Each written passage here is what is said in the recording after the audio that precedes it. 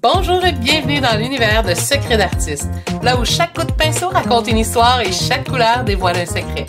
Je suis Céline Roger, votre guide dans cette aventure créative où vous apprendrez à libérer, perfectionner et célébrer l'artiste qui sommeille en vous. Rejoignez-moi et des artistes du monde entier pour transformer ensemble l'inspiration en œuvre d'art. Avertissement. Aujourd'hui, je me trouve bien drôle. En fait, aujourd'hui, je vais vous faire un avertissement. Je veux juste vous dire que ça se peut que je vous shake un peu, qu'on commence ça en grand avec la grande question qui revient souvent pendant mes cours de peinture. Oui, mais moi, je suis pas un artiste. Alors, la question du jour, c'est: es-tu vraiment un artiste? Oh! Alors, aujourd'hui, j'ai le goût de vraiment faire le tour avec vous pour vous aider à mieux comprendre. Alors, d'ici la fin du podcast, vous allez être en mesure de pouvoir évaluer si vous êtes un artiste, si vous êtes un artiste professionnel et si vous avez votre place dans le milieu des arts et quoi faire pour le devenir si vous voulez devenir un artiste. Aujourd'hui, moi, ce que je vous dirais, qu'est-ce qui rassemble aussi les artistes? Qu'est-ce qui fait en sorte que les artistes sont ou deviennent des artistes? Ça, c'est une très grande question aussi. Alors, on va faire le tour un peu de tout ça aujourd'hui. Et j'avais le goût de commencer parce que je me sens en feu pour la saison 2.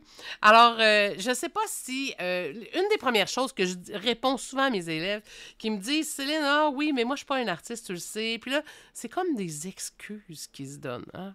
Puis là, je sais, il y en a, ils vont faire: Oh my God, Céline, tu y vas fort. Eh oui, je le sais, on va se dire les vraies affaires aujourd'hui. Hein? Premièrement, là, quand vous me dites que vous n'êtes pas une vraie artiste, est-ce que ça excuse le fait que vous ayez fait ça comme un peu tout croche? C'est-tu le but? Mais je pense que c'est vous. Sincèrement, je vous pose la question, c'est parce que je connais un peu la réponse. Hein? C'est un peu comme les avocats qui posent des questions seulement quand ils connaissent la réponse, apparemment. Si jamais vous êtes avocat, vous me direz si c'est vrai, cette légende urbaine-là. Alors, bref. Ce que je veux vous expliquer, la première chose que je réponds à quelqu'un qui me répond: ouais, mais moi, je ne suis pas un artiste. Premièrement, je le sais, des fois, c'est gênant, c'est intimidant, ça fait peur de dire qu'on est un artiste. Pour une des grandes raisons majeures, c'est que, puis ça, je vais revenir là-dessus dans un autre podcast, c'est que c'est pas cool d'être un artiste. En fait, c'est pas bien vu d'être un artiste parce que, je le sais, depuis toujours, on se fait toujours dire que des artistes, c'est juste un hobby. C'est pas un métier, c'est pas tu peux pas faire carrière et tu feras pas une scène avec ça, puis c'est juste bon pour si tu veux pas faire d'argent. Bref, en gros, c'est pas mal ça. C'est de même qu'on juge. Et puis c'est de même, moi, que je me suis fait présenter la patente, c'est que je ne gagnerais pas ma vie avec ça, puis que c'est pas avec ça que je vivrais riche. Bref, que si je voulais avoir un peu de pain sur la table, je devais faire autre chose que d'être un artiste. Alors, c'est un peu pour ça souvent qu'on a une gêne de mentionner qu'on est un artiste. Et c'est pour ça aussi, je dirais, que parfois, puis ça, je sais, je vous en ai déjà parlé un peu dans un autre podcast, c'est un peu pour ça que quand on mentionne qu'on est un artiste, qu'on n'est pas pris au sérieux bien souvent. Pourquoi? Parce que professionnellement, un artiste, ça ne gagne pas de l'argent, c'est connu. Puis la première chose que je me suis fait répondre régulièrement, surtout quand je vais dans des parties de des parties de job, peu importe où je vais, puis qu'on me présente comme quoi que je suis l'artiste de la maison, on fait: ah, c'est un beau hobby. Puis pourtant, je vais vous le dire, je travaille en tabarouette. Puis là, je vais vous donner une tape dans le dos. Tous ceux qui sont un gros hands-up, mais tous ceux qui font ça de leur métier, qui ont décidé d'en faire une carrière, chapeau. Parce que vous travaillez fort, tout le monde, puis on a besoin d'avoir une petite tape dans le dos parce que j'ai fait toutes sortes de métiers, puis ça, je pourrais vous raconter un peu plus mon parcours en long puis en large. J'ai été travailler en finance, j'ai eu ma propre garderie, j'ai travaillé dans les boutiques. Tu sais, j'ai fait plusieurs métiers pendant plusieurs années. Tout ça était bien correct. Et sauf que quand tu dis que tu es un artiste, my God, que c'est perçu de la même manière. Alors, je pense que c'est un peu pour ça que tout le monde est un peu gêné de dire qu'ils sont des artistes, puis que tout le monde a un peu une petite humilité de dire: ah, je suis pas un artiste. Parce qu'il y a aussi, la seconde raison, beaucoup de jugements, d'auto-jugement que les gens vont dire souvent parce que ça ressemble pas à une photo, ce qu'ils essaient de faire, ben, ils vont dire que c'est pas parfait. Le beau mot. Ça aussi, c'est un autre sujet de podcast. Hein? C'est pas parfait, puis c'est pour ça qu'ils disent qu'ils sont pas professionnels ou c'est pour ça qu'ils disent qu'ils sont pas des artistes. Il y a un petit bémol à retenir, puis ça, on va en parler un peu plus tard. La première des choses, c'est est-ce que tu es un artiste? Et après ça, est-ce que tu es un artiste professionnel? C'est deux choses bien différentes. Et une chose est sûre et certaine, vous êtes tous des artistes à partir du moment où vous décidez et que vous actez, dans le sens que vous peignez, vous faites de la peinture de façon régulière et de façon un petit peu plus que dans un petit hobby que vous faites de temps à autre. Bien, à partir du moment où vous répétez régulièrement cette action-là, tiens, ben, vous êtes un artiste, au même titre qu'un enfant. Tu sais, souvent, je règle ça assez vite. Hein, je voudrais dans mes cours, là, souvent, je vais leur dire « Hey, as-tu des enfants? As-tu des petits-enfants? » Puis je vous dirai la même chose. Si tu me dis « Ah, moi, j'ai pas d'enfants, j'ai pas de petits-enfants, pas de neveux, pas de nièces, puis je suis toute seule au monde. » Bon, OK, parfait, on me l'a déjà fait, celle-là. Fait que je vais vous devancer là-dessus. Ben, t'as-tu des frères et sœurs? Puis sinon, ben, t'en as côtoyé à l'école, là. Peu importe, là, on se racontera pas d'histoire. Il y avait sûrement dans ta classe quelqu'un que tout le monde disait que c'était le petit sportif de la gang. Pourquoi? Il était habillé en sportif, il respirait le sport, il y avait toujours un ballon dans les mains. Tu sais, on en a tous connu des sportifs. Que ce soit votre frère, votre soeur, vos petits-enfants, tu sais, des petits jeunes qui... Puis là, c'est-tu drôle, hein? J'ai tendance à mettre ça au masculin. Mais tu sais, des jeunes qui sont un peu partout, qui courent partout, puis qui sont full occupés. Puis là, je pense à, justement, j'ai une de mes amies, Caro, ses filles, écoute, ils font du sport, ces deux-là, là. C'est des sportives, on le dit. C'est des sportives.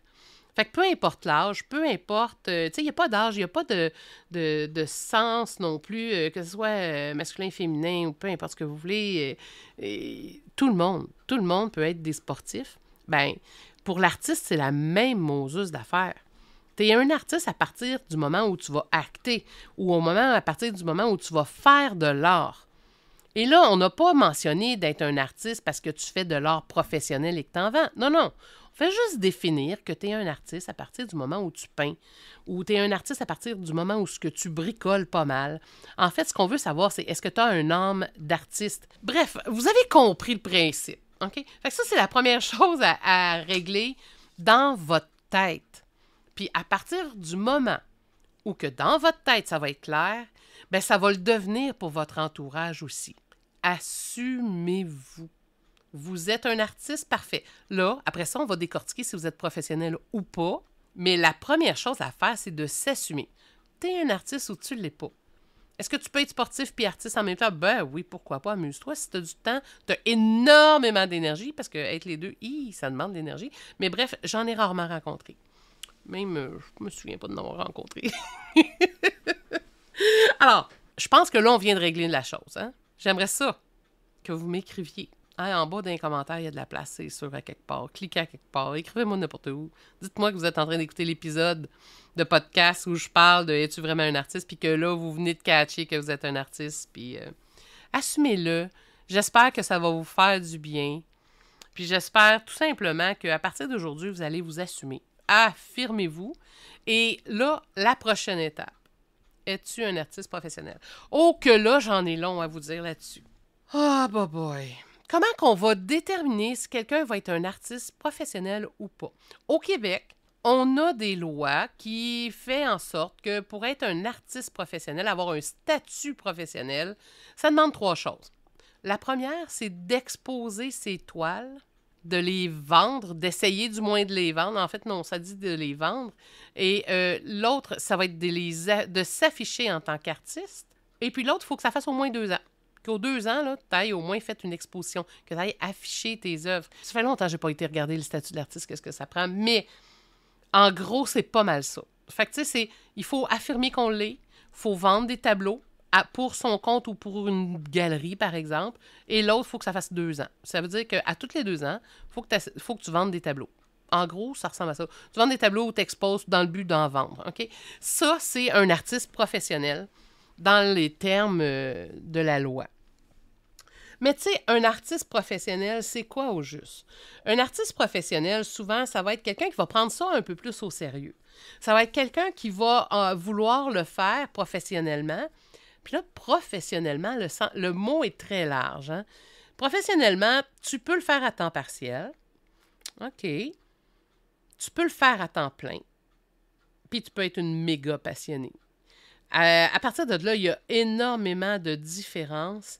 Puis, quand tu veux devenir professionnel, ben c'est pas compliqué. Tu as juste à te mettre un tablier puis à peindre. Tu sais, il faut que tu commences par le faire. Puis, moi, je me demande, est-ce que tu es un artiste professionnel qui voudrait se plaire à être un artiste professionnel ou si tu l'es vraiment? Tu sais, quand je dis tu l'es vraiment, ben ça veut dire, est-ce que tu fais à chaque jour une action dans le but d'être un artiste professionnel. Parce qu'un artiste professionnel, j'en ai vu beaucoup. Puis j'en ai vu beaucoup qui se disaient artistes professionnels parce qu'ils exposaient dans des symposiums l'été, puis ils foutaient rien le reste de l'année. Puis il y en a d'autres qui exposaient une fois de temps en temps. Puis, tu sais, il y a plein d'affaires, mais tu sais, sérieusement, on va se le dire, si vous voulez que votre métier soit pris au sérieux, bien, prenez-vous au sérieux. Dans le sens de, faites ça dans le plus sérieusement possible, sans se prendre au sérieux, sans se prendre la tête, mais, tu sais, souvent les artistes, on veut être pris au sérieux, vous racontez des histoires à vouloir être un artiste ou pas. Tu sais, c'est ça souvent. Puis souvent, il y a des artistes qui vont dire « Ouais, mais moi, je suis pas prête, j'ai des doutes, puis là, j'ai pas... Si, puis là, j'ai été refusée dans un symposium. Oh my God! » Je l'entends souvent, celle-là. Puis je vois souvent des artistes qui se plaignent qui sont pas acceptés dans un symposium. Puis j'ai passé par là, puis je vais vous le dire là, moi-même. Hein? Puis au début, je me suis raconté des histoires, j'étais comme « Bah, on sait bien, il y a des clics. » Bah oui, il y a peut-être des clics, là, on va se dire, là, mais tu sais, souvent, j'entendais « Ah, il y a des clics, puis tout. » Je vais vous le dire, là, même s'il y a des clics, admettons qu'il y a des clics, puis qu'ils vous refusent, je vais vous dire bien franchement, si vous étiez un artiste professionnel et que ce que vous faites est vraiment hot, ils passeront pas à côté de ce que vous faites, qu'il y ait une clique ou pas, parce que vous allez rehausser le symposium, parce que vous allez être nécessaire à cette exposition-là, puis parce qu'ils ont l'objectif d'attirer des gens. Donnez-leur pas le choix. Alors là, à partir du moment où vous voulez être professionnel, souvent, il y a des artistes qui ont des blocages, qui ne savent pas trop où s'en aller dans la création. Puis pour pouvoir devenir un artiste professionnel, je vous dirais, ça prend un minimum d'audace, oui. Ça prend un minimum de discipline. Pourquoi de la discipline? Parce que ça prend de la discipline pour pouvoir se préparer, pour pouvoir oser foncer, oser être soi-même, oser peindre ce qu'on veut et ne pas nécessairement juste peindre ce que les gens vont nous demander. Oui, il y en a qui vont vivre là-dessus, ils vont faire ça professionnellement, mais ils vont avoir, je trouve, un côté beaucoup plus professionnel, mais marketing, tu sais, sont plus dans le business, vraiment. Ils peignent, sont plus rationnels, sont capables de prendre des commandes, puis c'est parfait comme ça.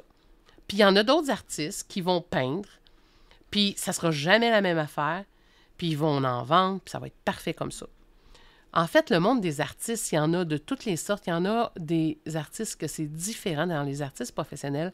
Je pense qu'il y a autant d'artistes qu'il y a d'artistes professionnels et de façons de faire. Par contre, il y a une chose qui va faire en sorte que vous allez vous démarquer, et c'est vraiment votre professionnalisme. Et c'est là que ça rentre en ligne de compte. Comment on fait pour être un artiste professionnel? Comment on fait pour avoir une ligne directrice? Bien, ça prend une démarche artistique.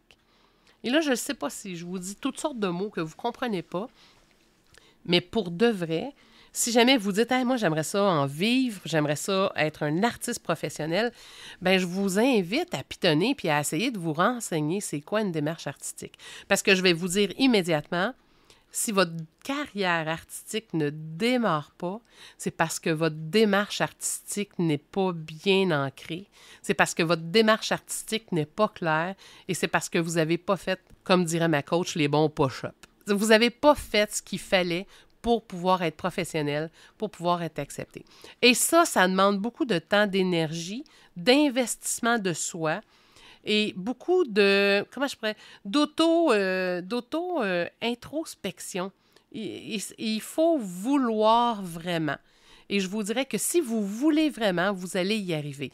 Mais pour y arriver, qu'est-ce qu'il faut faire? Bien, il faut le faire et se prendre au sérieux. Dans le sens que je ne sais pas s'il y en a qui écoutent ça, l'émission Les Dragons.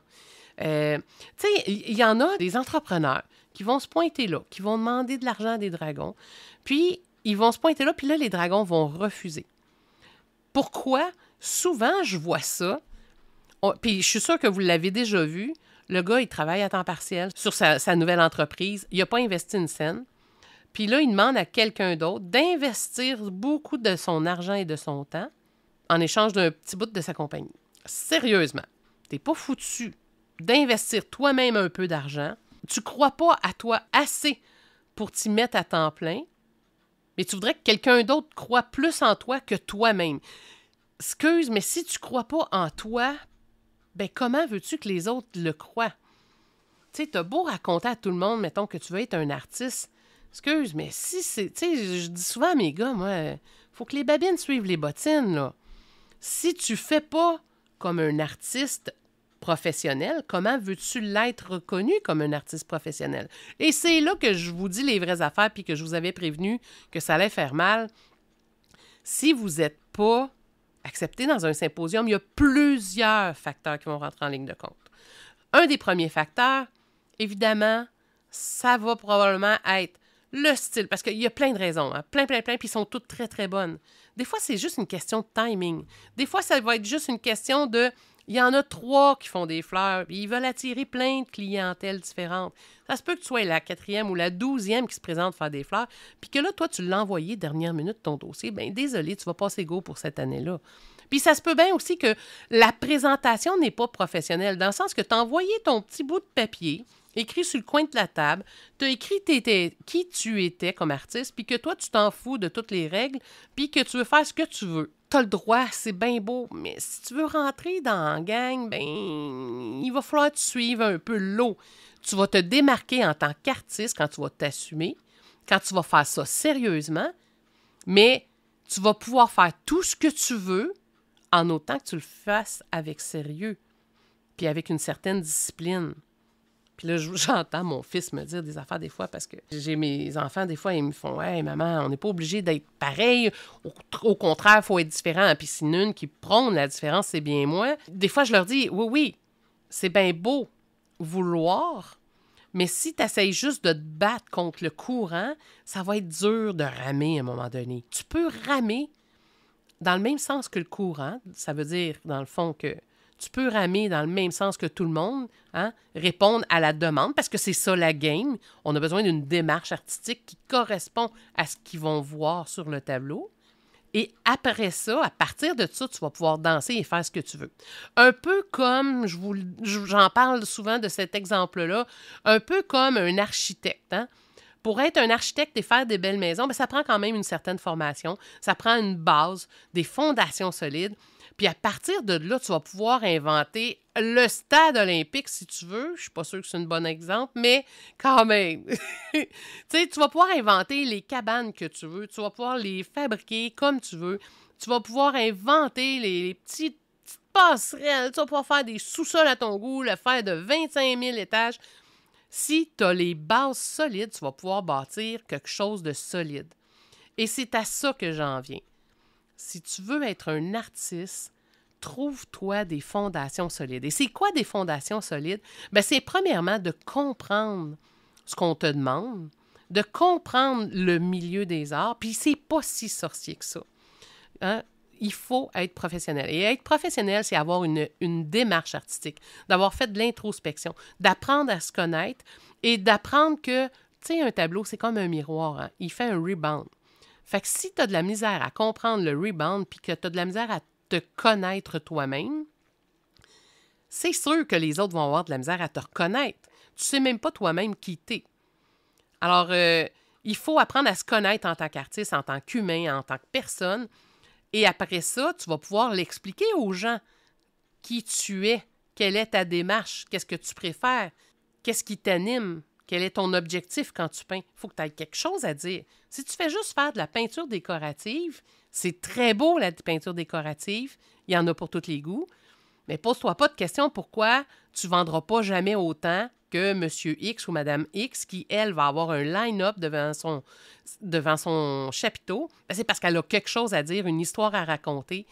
Elle a toute sa démarche. Et ça, c'est quelque chose, c'est un must. Je vous le dis, si vous ne savez pas c'est quoi une démarche artistique, allez voir sur mon blog, j'en ai parlé, j'ai des outils gratuits. Écrivez-moi, je vais vous l'expliquer. Écrivez-moi à célinerogertv.com. J'ai un formulaire que je vais pouvoir vous envoyer qui vous explique, en gros, c'est quoi une démarche artistique. Si jamais vous voulez une formation là-dessus, j'en ai aussi. Mais moi, je vous le dis, il faut faire vos classes. Alors, il y a la démarche artistique. Et après ça, qu'est-ce qu'il y a?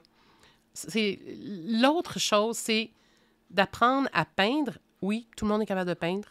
Il y en a beaucoup qui vont être capables de peindre sans avoir de cours, sans problème. Mais à un moment donné, je vous le dis, vous allez frapper un mur. Les gens qui vont réussir, je vous donne un exemple un peu avec l'art abstrait. Les gens qui vont réussir dans l'art abstrait, il y en a beaucoup qui vont vendre beaucoup, parce que c'est la mode, puis le monde, il aime ça, il paye pas cher, puis tout.